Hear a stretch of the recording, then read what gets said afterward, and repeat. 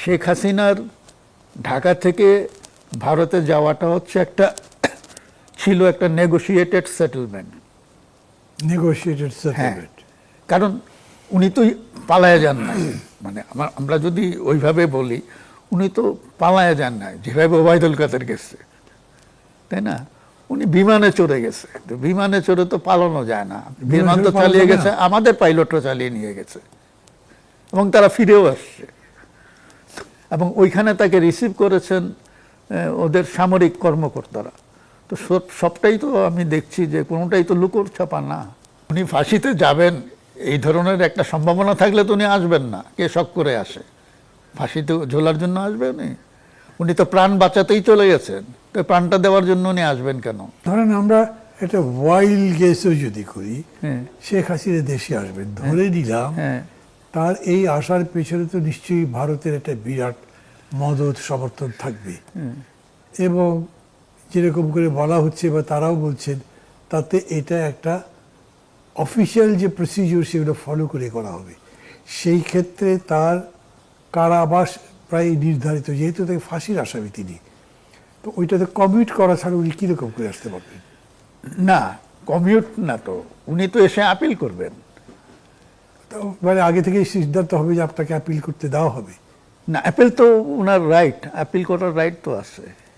না না, আপিল তো করতে পারবেন। আমি বলছি যে আপিল করলে পরে উনি মানে ফাঁসিতে যাচ্ছেন না, মানে উনি ফাঁসিতে গ্যারান্টি লাগবে, উনি ফাঁসিতে যাবেন এই ধরনের একটা সম্ভাবনা থাকলে তো উনি আসবেন না, কে শখ করে আসে?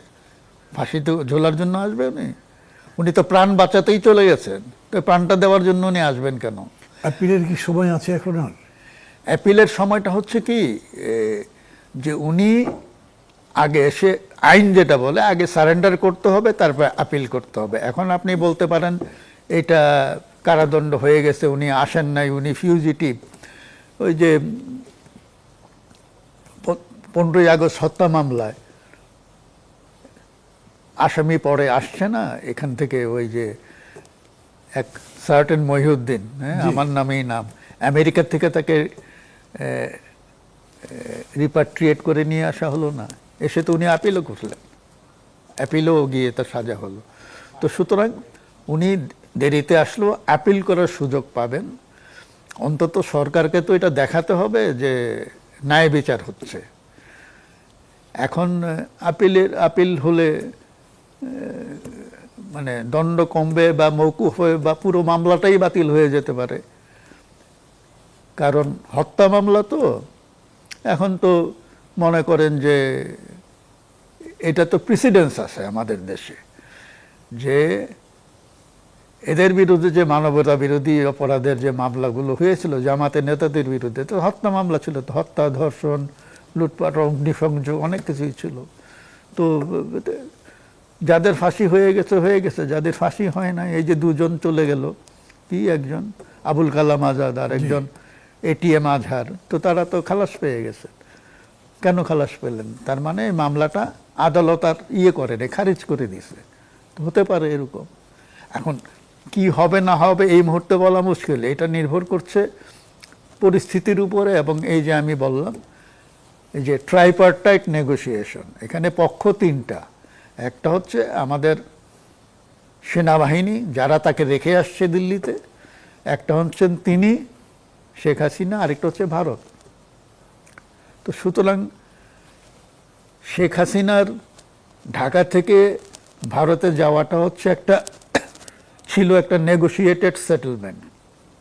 নেগোশিয়েটেড সেটেলমেন্ট, কারণ উনি তো পালায়া যান নাই, মানে আমরা যদি ওইভাবে বলি, উনি তো পালায়া যান নাই যেভাবে ওবায়দুল কাদের গেছে, তাই না? উনি বিমানে চড়ে গেছে, তো বিমানে চড়ে তো পালানো যায় না। বিমান তো চালিয়ে গেছে, আমাদের পাইলটরা চালিয়ে নিয়ে গেছে এবং তারা ফিরেও আসছে, এবং ওইখানে তাকে রিসিভ করেছেন ওদের সামরিক কর্মকর্তারা। তো সবটাই তো আমি দেখছি যে কোনোটাই তো লুকোর ছাপা না।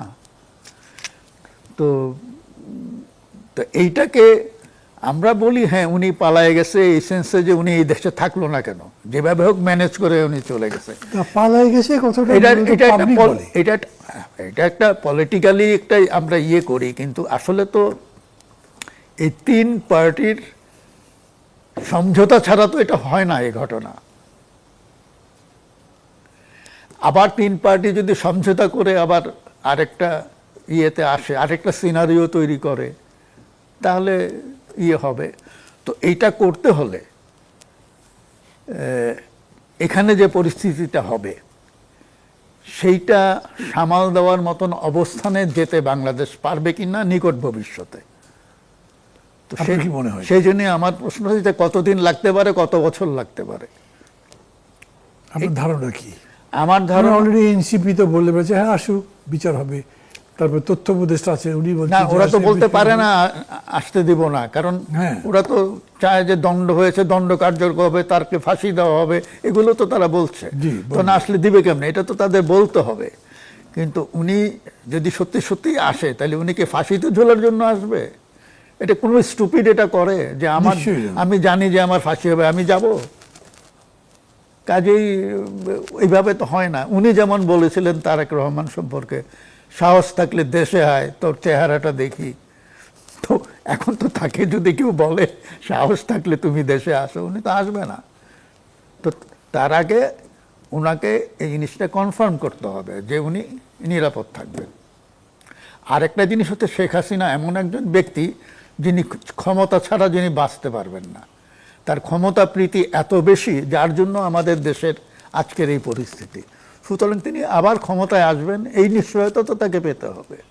তো সেটা পেতে হলে যে সমস্ত শক্তিগুলোকে কাজ করতে হবে, তারা যদি কাজে নেমে পড়ে, তাহলে এটা হবে। এই কথা তো আপনি দুবার বললেন বা তিনবার বললেন যে ক্ষমতা ছাড়া তো উনি বাঁচতে পারবেন না।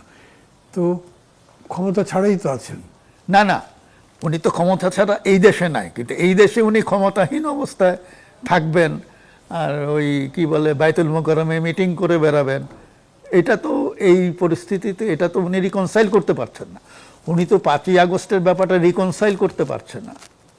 তো সুতরাং সে তো নাই পারতে পারে, হ্যাঁ। এবং সেই জন্য আপনি যেটা বলছেন যে উনি ক্ষমতা হিসাব করেই আসবেন, হ্যাঁ। কতদিনে কিভাবে হতে পারে পলিটিক্স হিসাব করে তো আসবেন। উনি হ্যাঁ, আপাত মস্তকে যে সেটাই, রাজনীতি তো সেটাই। বটেই, সেটা করবে, সেটা বোঝা যাচ্ছে। কিন্তু উনি নিজেই বলছেন, যখন সবাই বলছে আপনি গেলে তো বিচারের মুখোমুখি হতে হবে, উনি বলছেন হ্যাঁ আমি যাব। মানে বিচারের মুখোমুখি হতেই উনি আসবেন, এরকম কথা উনি বলেছেন, এবং আত্মসমর্পণ করবেন। মানে দাঁড়ায় তাই আর কি, পলাতকরা ফিরে আসলে তো আত্মসমর্পণই করতে হয়। মানে এরকম একটা সিচুয়েশন কি কল্পনা করা যায়? না, থিওরিটিক্যালি তো ওইভাবে আমরা বলতে পারি। আইন আছে, বিচার হয়েছে, উনি ফিউজিটিভ, উনি আসবে, তারপরে আইনের মুখোমুখি হবে, আদালতে নিজেকে সোপর্দ করবে, জেলে যাবে, তারপরে নর্মাল প্রসেসে ফাঁসি হবে, অথবা উনি আপিল করবে, অ্যাপিলের রায়ে কি হয় এটা তো আমরা বলছি। কিন্তু এই পরিস্থিতিতে শেখ হাসিনার মতন একজন ব্যক্তি কেন আসবে?